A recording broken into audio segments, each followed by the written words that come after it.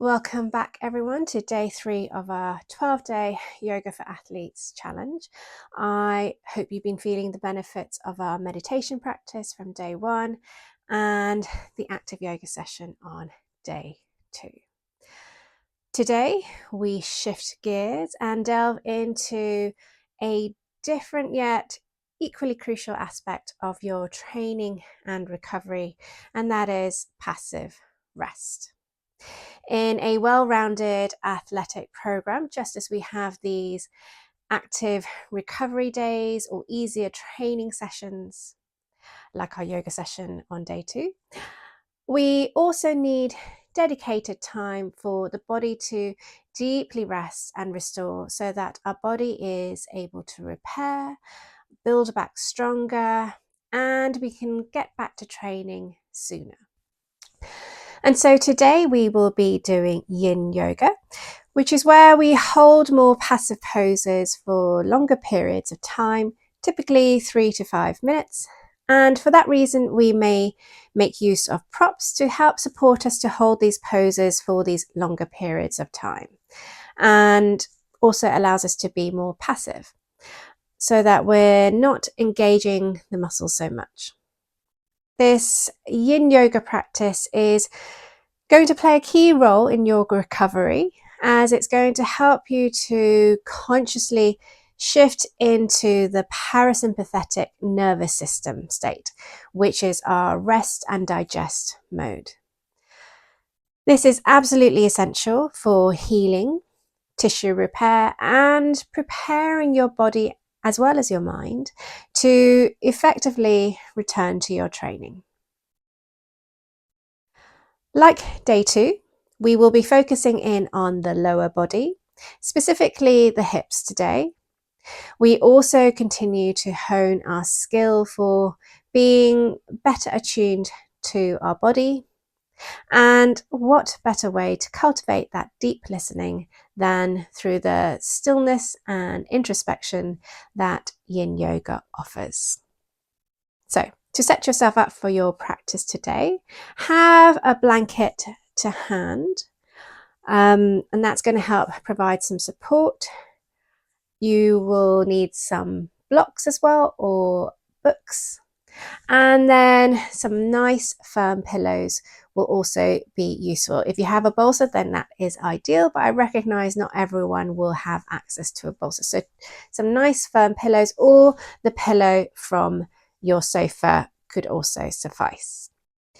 And then you'll want to be able to see me as I show you how to set up and transition into each pose. Once you are in the pose though, however, you can just tune in with your ears, and you may even want to close your eyes whilst you're in those poses. You will hear a gong as well as my voice letting you know when it is time to come out of each pose. But know that you do not have to wait for me to cue you to come out if you need to adjust or come out of the pose sooner. As always, please listen to your body.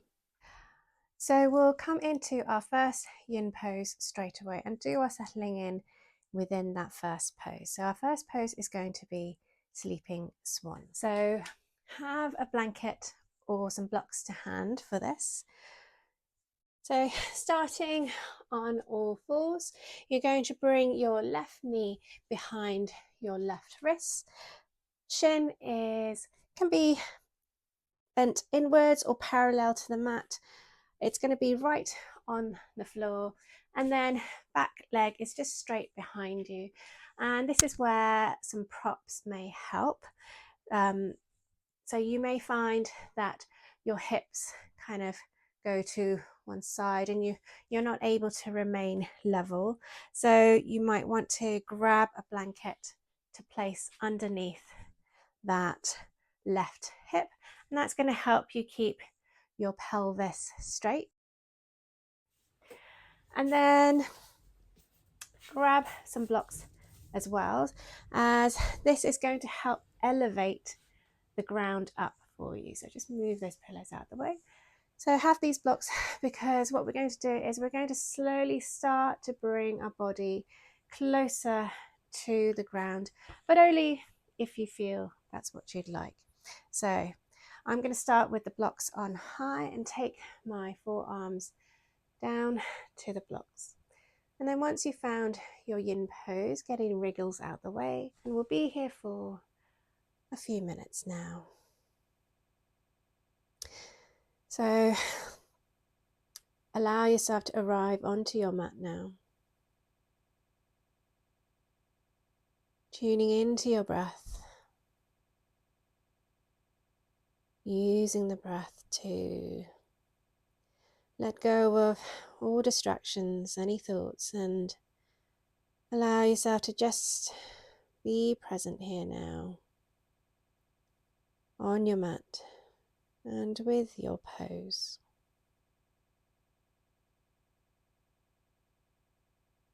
Notice the quality of the breath. Notice where you can feel the breath. And then notice any sensations you may be feeling in the body.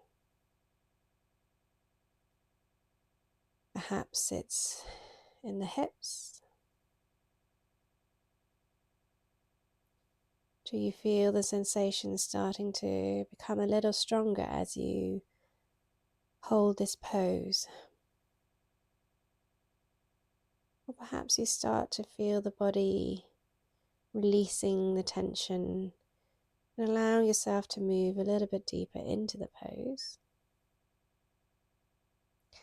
And as you find yourself relaxing into the pose, then you may find that you can come a little bit closer to the ground. So adjust the blocks if you need. If you want to come all the way down to the mat, then you can also do that.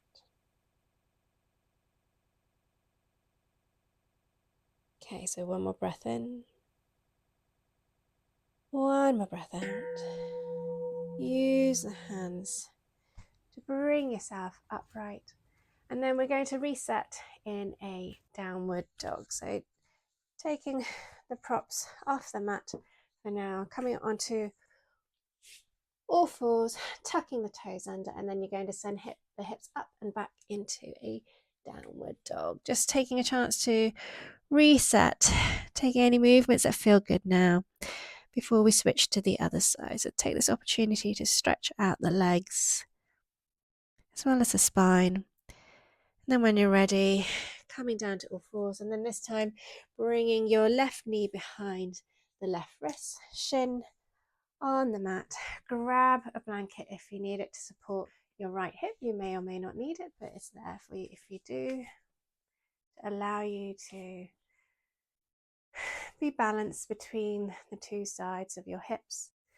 And then when you're ready, you can start to bring the body closer to the ground, either to the blocks or to the mat. And just allow yourself to let go of any doing now. So let go of the head, let the head hang here. And notice, are you holding any tension in the body? If so, see if you can use the breath, sending the breath to those parts of you to help soften and release. You can even do a scan from head to toe to see if there are any areas of tension that you can try to soften and let go. So starting from the top of your head, so sending your awareness to the crown and the forehead. Can you soften the brow? Notice the cheekbones, the jaws. Can you unclench your jaw? And sweeping your attention down to the neck and the shoulders now. The arms, the hands.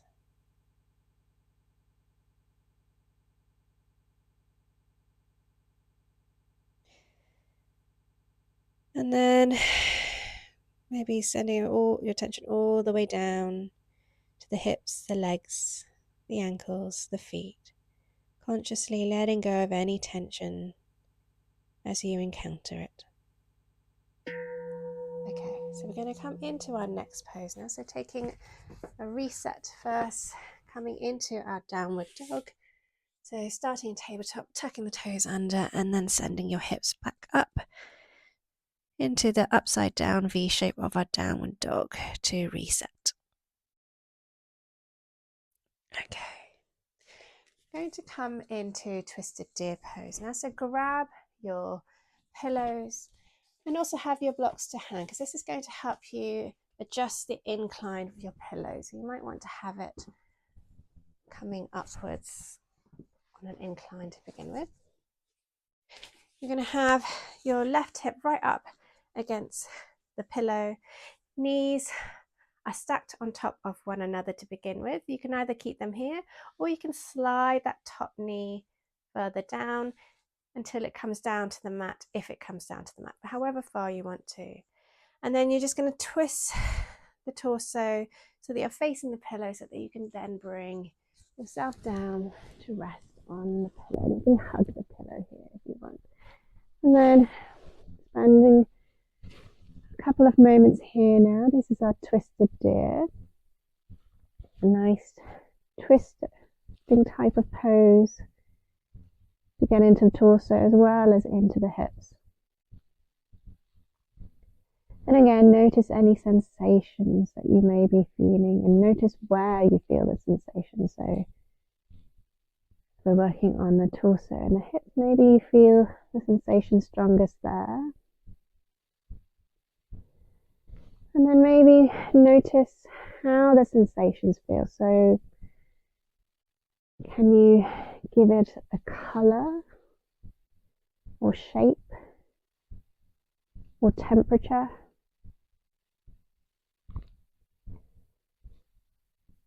And is it a pleasant sensation, or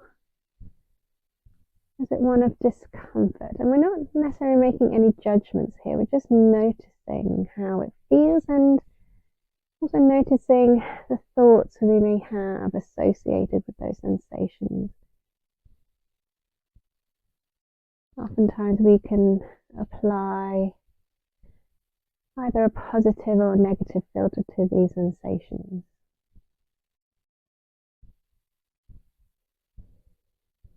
Okay, so just a couple more breaths in this pose now.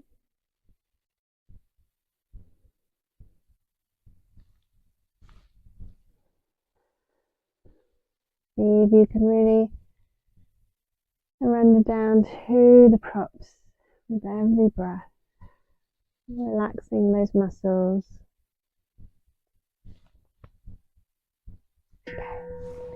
Whenever you're ready, bring yourself upright, moving slowly so that you maintain that nice state of calm. And we're just going to turn round to face away from the pillow, and then we're just going to windshield wipe the legs. So taking the knees side to side just to release the hips and the lower back. And then we'll come round to the other side. So this time we're going to have our right hip up against the pillows. Knees can be stacked like before, or we can slide the left knee off the top knee and down onto the mat, turning to face towards the pillows, and then we can bring the torso down onto the pillow.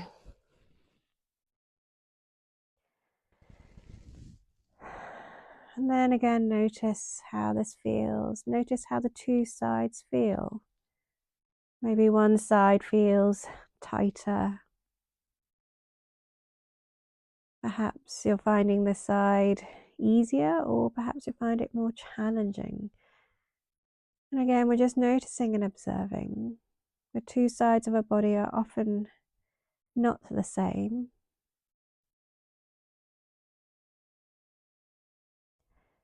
Then maybe send your awareness to other parts of your body, perhaps parts that don't often get attention. So maybe send your awareness to the hands, perhaps to the shoulders, to the feet.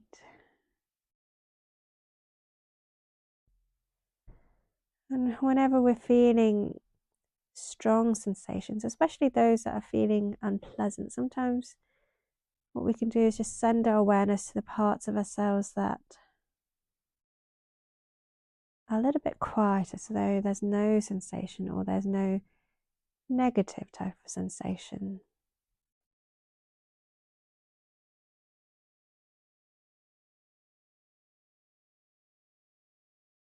And then using the breath as well, use the breath to stay present, as well as to soften and release any tension still remaining in the body. Okay, and then whenever you're ready, using the hands to slowly bring yourself upright, turning away from the pillow again, leaning back with your hands so that you can windshield wipe the legs. And then we'll come to a final pose. This time we're going to put the pillows towards the back. Again, use the blocks to raise the incline of the pillows if you need. This time I'm going to have it directly flat on the mat. Grab a blanket as well. We're going to come into butterfly pose now, which is where we have our knees open, and our blanket's going to provide some nice support for the knees. You can also use your blocks on either side of the knees if you want. I'll show you with both. So start with a rolled up blanket, wrapping it around the ankles, and then as you let your knees fall out, you'll notice that it does provide some support. And then if you want to add the blocks here, you can. And then whenever you're ready, just come to lie fully back onto your back, onto those pillows. Adjust the props as you need. So there. And then hands can either be placed on the inner part of your thighs as a gentle weight to open up the hips, or you can have your hands down by your side. So again, bring your awareness to the body. Notice where the sensations are now as we come into this hip opening pose, a butterfly.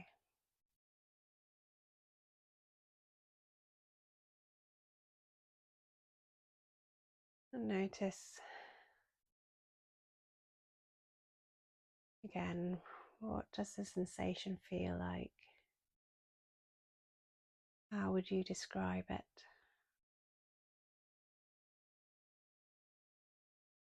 And the longer we inhabit these poses, especially if we allow the body to completely relax down into our props and onto the mat,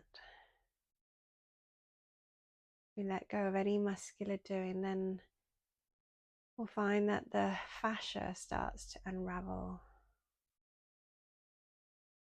And sometimes that brings with it sensations of its own. And you may find that you start to move that little bit deeper into the pose. Perhaps the shape and feeling of your pose changes and evolves the longer you are in it.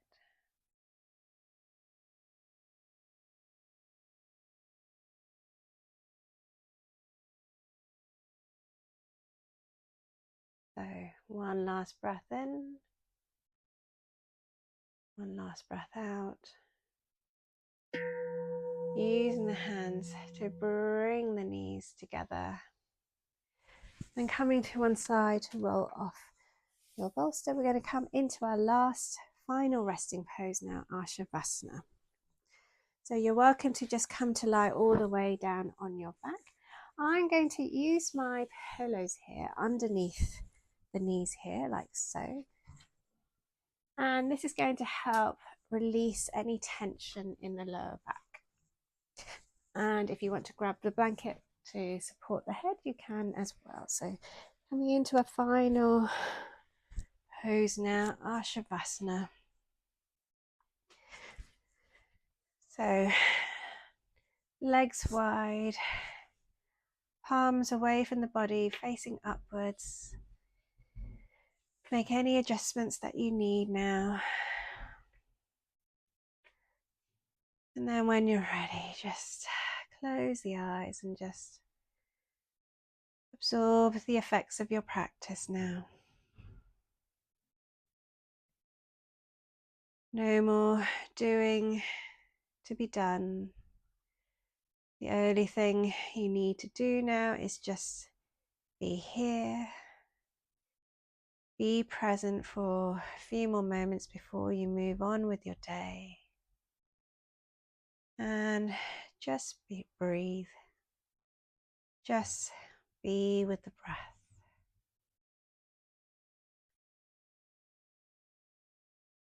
And maybe doing one last scan from head to toe. Releasing any tension from the body that you may still encounter.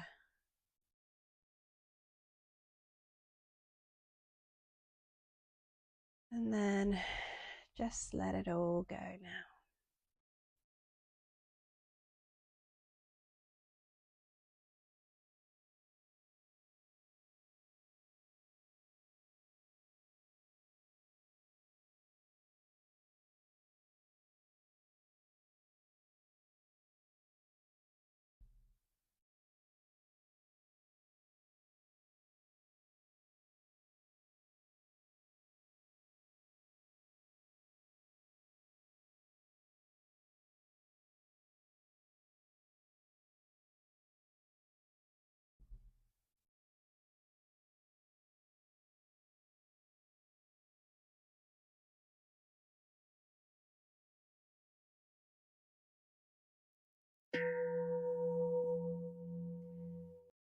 So slowly start to bring your awareness back into the room and into the body. Tuning into your senses and notice what you can hear, what you can feel. And then start to invite a little bit of movement back into the body. So maybe wriggling the fingers and the toes, circling out the wrists and the ankles. And then taking whatever movements feel good to you now. So maybe stretching out long with the arms and the legs. Maybe rolling to one side, curling up in a fetus position. And then whenever you're ready, just slowly start to bring yourself to an upright seated position, moving slowly to maintain that nice state of calm and relaxation that you have cultivated here on the mat. And then we'll just close out our practice before we move on with our day. So hands can come to Anjali Mudra, or maybe you can ball them into fists, wrap them around your body, so sealing the effects of your practice, bowing the head as you do so. Just take a moment to notice how the mind and body are feeling. Honor and acknowledge the work that you've put in on the mat here. And then whenever you're ready, you can flutter the eyes open and you can move on with your day. Thank you for joining me in this yin practice today on our day 3. Join me next week as we come back to our meditation and breath work practice. I hope you've been finding this of use. If you have any feedback or any comments, then please do let me know. You can connect with me on social media, or even better, join the Facebook group for this so that you can connect with not just myself but other like-minded athletes who are also going through this challenge as well. So join me again for day 4, and I hope you've been finding this of use. Thank you.